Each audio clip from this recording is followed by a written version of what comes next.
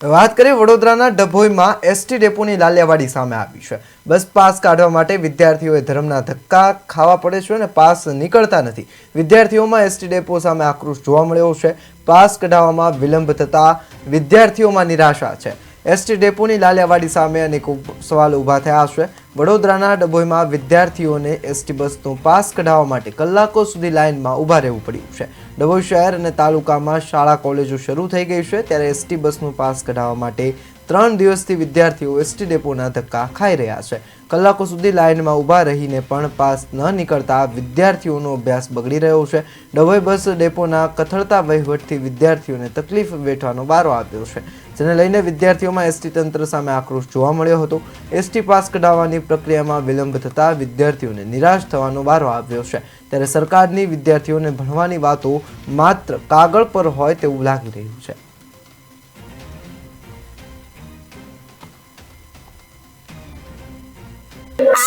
Pass માટે આજે ત્રીજો દિવસથી હું આવું છું। 6 વાગ્યાના છોકરાઓ લાઈનમાં ઉભા રહે છે, હજુ એમનો નંબર આવતો નથી અને ટ્યુશન સ્કૂલ બગાડીને ખોટી થાય છે, છતાંય આ લાઈનો હજુ નંબર આવતો નહીં। લાંબી લાઈનો થાય છે। આજે હું પણ આ ત્રીજા દિવસથી આવી છું, આજે ત્રીજો દિવસ છે મારો।